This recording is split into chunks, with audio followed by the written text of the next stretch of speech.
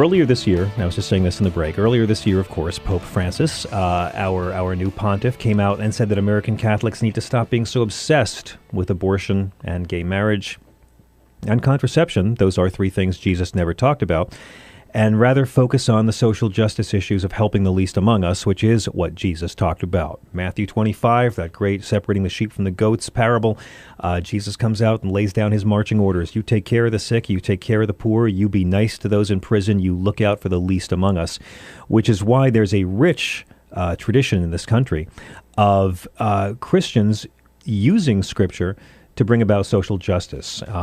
The very first act of protest by Europeans on our soil was, of course, Father Bartholomew de las Casas, who was on Columbus's boat, and he was the one who wrote back to Queen Isabella discussing the disgusting human rights abuses and torture Columbus was inflicting on the indigenous peoples. The first act of protest, Catholic priest.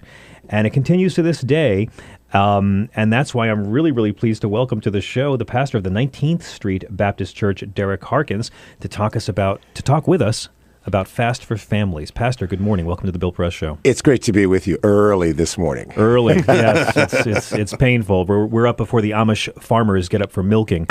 But in building on what I said, I it's very inspiring to see this, because a lot of times when you watch, and there's progressive Christians listening to this, and there's also cool atheist friends who get along with their cool Christian friends. But if you turn on TV, all you really see of faith, it tends to be either atheists or creeps screaming at women outside clinics. Yeah. And all too often, the good work that spiritual people of any background, Jewish, Christian, Muslim, Scientologist, the good deeds usually go unreported. There's not a lot of drama. And so it was really heartening to see Sister Simone Campbell's crusade get some coverage last year. And now what you're doing here in D.C. is getting some coverage. And I'd love to ask you about how Fast for Families began. Sure. Well, first of all, I love the fact that you point to the long-standing tradition in terms of people of faith really understanding the importance of social advocacy and having an underpinning of the ethics and morality of justice and fair treatment. And so there's already a seedbed for this. I mean, when you think about fasting, the names that immediately come to mind for me are Cesar Chavez and Mohandas Gandhi and Bobby Sands. Exactly. And I think what it speaks to is the fact that there's an incredible measure of momentum and a sort of a deeper sense of commitment that can be seen when somebody's really making that level of commitment. And we've been down on the mall, and I say we because there are a number of us who've been in solidarity with the core fasters who've now been on the mall for 10 days without food, and have been there to obviously press the case that our broken immigration system really tears apart families and is really counterproductive to everything that I think that conservatives as well as progressives would think are the best American ideals. So there's a dimension to this fast that's really, I think, more than a lot of folk expected. I think I was telling you earlier that a number of elected officials have come down from the Hill because the tent is literally right at the foot of Capitol Hill. Yes, I saw it last night. And I think a lot of them have come, maybe thinking, well, this is your run-of-the-mill photo op or press op that I'll be a part of, and have really come away transformed because of the commitment, the resolve of the people who are there. And fasting is something we don't hear about too much as a protest. If you look on the protest spectrum, with 10 being dousing yourself with kerosene and setting yourself on fire, and 1 being commenting on the Daily Beast, I'd have to say, fasting is pretty serious. And I have a lot of questions for you about it. And I want to highlight that fasting and hunger strikes aren't the same thing. Absolutely. But tell me how this demonstration began and what it's all about. What is the cause? Well, a number of groups who have gathered around this, SCIU, PICO, Faith in Public Life, Sojourners, National Hispanic Christian Leadership Conference. I mean, there's a wide range of folk who, and I'm not naming by any stretch of the imagination all of the groups who are part and who are being network, who are supportive of this, have understood the fact that where we stand right now, for example, the fact that the Senate bill that has passed for immigration reform is there. We know that all that remains between comprehensive immigration reform being enacted and where it is now is approval or a vote in the House. Mm-hmm. And so there's a focused objective there to compel the leadership of the House to understand that. So that's kind of part of the initial onus that we're bringing to this. And then the fact that we've seen this moment so often before. We saw it with the DREAM Act. We saw it obviously back in 2007 that we've gotten so close. And I think there's been a real concern, or I should say there's a real sense amongst people of faith and others too, that maybe now, because we are once again close, let's bring to this a dimension of commitment and faith and resolve that's coupled with all the strategy that goes on up in the hill. But let's have some folk in a tent who are praying, who are making the real commitment to the discipline and the sacrifice of fasting, again, because of that great tradition that we're talking about, and really press this case. And obviously, the way that spreads out is the attention that it brings to the issue, and the people, again, I think, who were really transformed by this. Pastor, I just spent a couple of months on the road working on a documentary about the American dream for PBS, talking with young dreamers, with young people who were brought here as children and are now, thanks to DACA, able to stay here and work, but in many cases their parents still face deportation. 3 weeks ago, I was in Montgomery, Alabama, talking to a woman whose husband is facing deportation. And there's so much disinformation about what undocumented folks are facing. The biggest one being that this is an amnesty bill.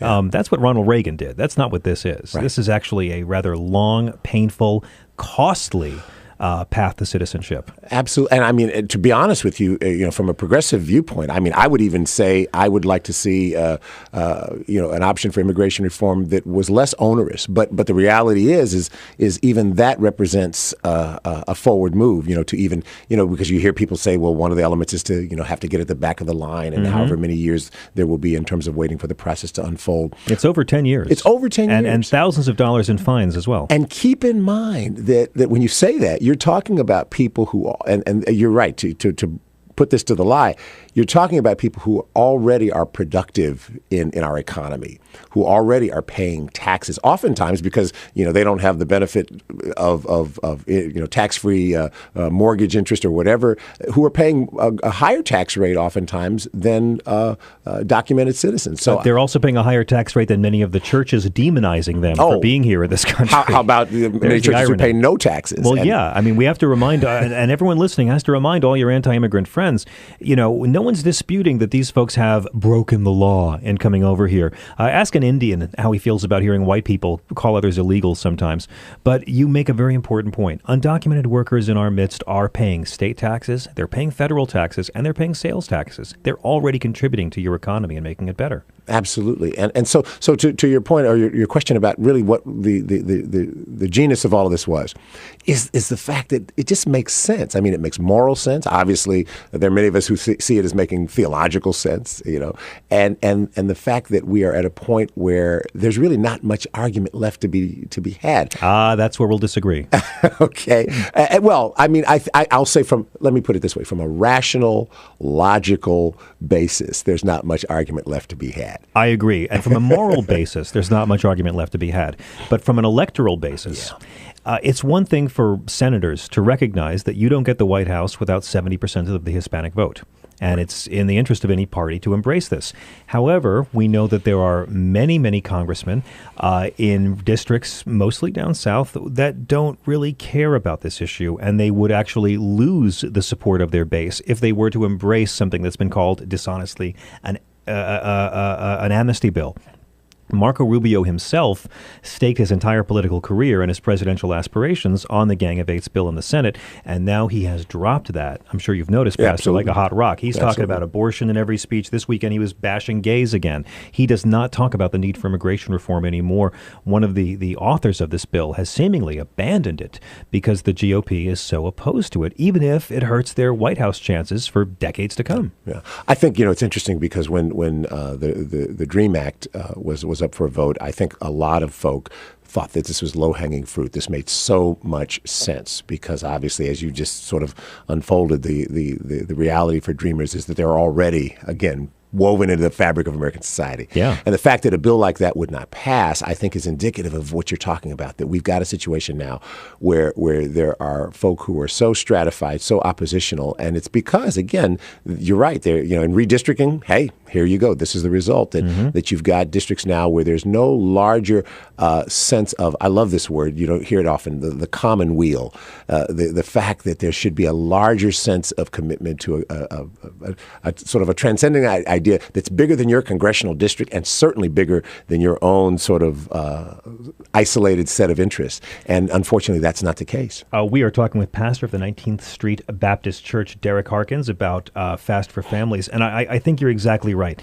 And one of the arguments we often hear is from our right-wing Christian friends, when you talk about using democracy to better the lives of others, you'll hear, yeah, well, Jesus said to help the poor and the suffering, but he didn't say that the government should force us at gunpoint to do it. I do private charity, and I'm nice to people, and I don't see why the government should hold a gun to my head and make me take care of the poor, blah, blah, blah, Benghazi. Now, these people never once complained when their tax dollars were used for war and occupation in Iraq. They don't like seeing their tax dollars used to help the least among us. And tell me if you disagree, but to me, that's an abdication of the role Christianity plays in democracy.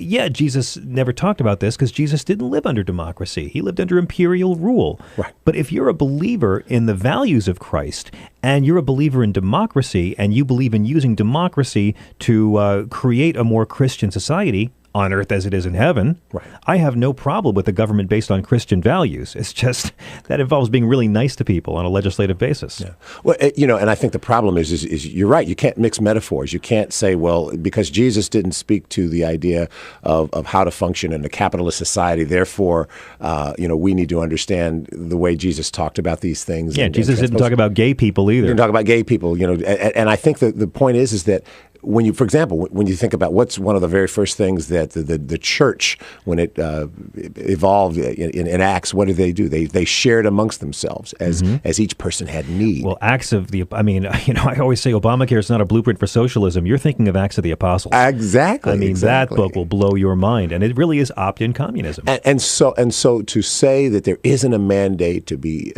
have concern and care for again the larger community is just you're right. It runs contradictory to, I think, what's the consistent message in Christianity, and really, to be honest, in largely every faith tradition. So you're right. I think there's an understanding, and along with it, there's just a practical understanding. Elizabeth Warren has a wonderful. I do it disservice to call it a riff, but she has a wonderful statement that she's made about the fact that when you talk about independent business owners and how they shouldn't be taxed because this is obviously from the right, and then she talks about the streets that lead to their factories, yes, obviously by the public commonweal, the police who enforce the areas around them, the utilities that run into You didn't build that speech. You didn't, exactly. Which the president tried to rip off rather indelicately last year, and it led to a world of hurt for him because he didn't express it as well as she did. Exactly. So, but the point still stands is that if we talk about this from a context of faith, or from an absolutely valid, secular humanist context, it still makes sense to say, well, we've got to care about the larger good.